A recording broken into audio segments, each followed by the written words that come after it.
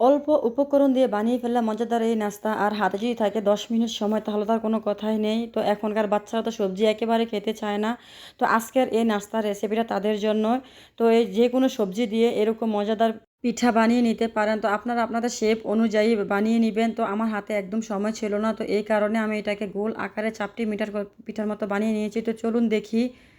খুবই মজার একটি নাস্তা বানাবো আজকে। এটা সকাল কিংবা সন্ধ্যায় বা যে কোনো টাইমে এটা খাওয়া যায়। স্ন্যাক্স আইটেমও খাওয়া যায়, কিংবা চাইলে ভাত পরোটা রুটি দিয়ে খেতে পারবেন, বা চাইলে এটাকে খালি খাওয়া যায়। মানে এটা বানালে খেতে খুবই মজার হয়।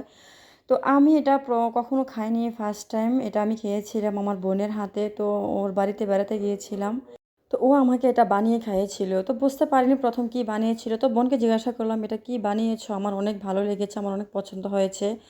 তো আমার বোনের হাতের রান্না অলওয়েজ অনেক মজার হয়। তো সহজে ওর বাড়িতে যাওয়া হয় না, মাঝে মধ্যে আমার বাড়িতে বেড়াতে আসলে তখন ওর হাতের রান্না আমি খাই, প্লাস আমি পছন্দ করি। তো তখন বুঝতে পারিনি এটাকে কি বানিয়েছিল। আর এটা খুবই সিম্পল অ্যান্ড নর্মাল, কারণ এটা নর্মাল হলেও এটা স্বাদ কিন্তু দ্বিগুণ ছিল। তো যা আমার বোন এখানে 3টে ছোট ছোট আলু একেবারে মিহি কুচি করে নিয়েছে। দেখেছেন একটা হ্যান্ড ব্লেন্ডারের সাহায্যে এটাকে একেবারে মিহি কুচি করে নিয়েছে। তারপর হচ্ছে এটাকে একেবারে ভালোভাবে ধুয়ে, একেবারে পরিষ্কার পানি না আসা পর্যন্ত এটাকে ধুয়ে নিয়ে একেবারে চেপে চেপে পানিটা বের করে নিয়েছে। তো এখন এখানে কিছু লবণ দিয়ে দিব। ও হ্যাঁ, একটা কথা বলতে ভুলে গিয়েছিলাম, রান্না করবার কিছু ভুলবো না, তা কি হয়।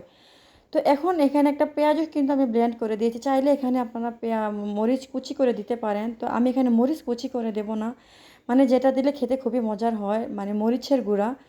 তো এখানে কিছু লবণ আর মরিচের গুঁড়োটা দেখতেই পেয়েছেন, আমার বোন অনেকটাই মরিচের গুঁড়া দিয়েছে। তো এখানে আমি 2টা ডিমও দিয়ে দিয়েছি, মানে 2টা ডিম দিয়েছি। চাইলে আপনারা একটাও দিতে পারেন বা আরও বাড়িয়ে দিতে পারেন।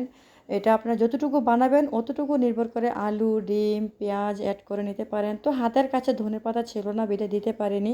চাইলে এখানে ধনেপাতাটাও আপনারা অ্যাড করতে পারেন, এটা দিলে আরও গ্রান আসবে, খেতে ভালো লাগবে। তো এই তো দেখুন আমার পেস্ট এটা রেডি হয়ে গিয়েছে। একেবারে আমি এটাকে এতটা ঝাল ঝাল মানে স্পাইসি হবে, ভিতরে একেবারে নরম, উপরটা একেবারে ক্রিস্পি। এটা অত্যন্ত মজার হয়। তো এটা প্রায় চাপটি পিঠার মতোই হয়েছিল। আর আমি বুঝতেও পারি না আমার বোন এত সহজ রেসিপি, আর এটা স্বাদ দুর্দান্ত মজার হয়। কথা আছে না, যেখানে সহজ সেখানে শান্তি, যেখানে সহজ কথা সেখানে শান্তি মেলে। তো এখানে রেসিপিটা অত্যন্ত সহজ হলেও এটা স্বাদ কিন্তু মারাত্মক ছিল। তো এটা আমি দুপুরে নাস্তা হিসাবে এটাকে বানিয়ে খেয়েছিলাম। তো কেমন হয়েছে আজকে আমার ডিম আলু দিয়ে এই মজাদার নাস্তাটা, কমেন্টে জানাতে পারেন। আর চাইলে আপনারা বিকেলবেলা আপনাদের সোনামণিদের এই সুন্দর নাস্তাটা বানিয়ে দিতে পারেন, ওরা তো খুব খুশি হয়ে যাবে। ডিম আলু, অনেক বাচ্চারা তো সবজি খেতে চায় না, তো চাইলে ওদেরকে এভাবে সবজি দিয়ে ডিম দিয়ে বানিয়ে খাওয়াতে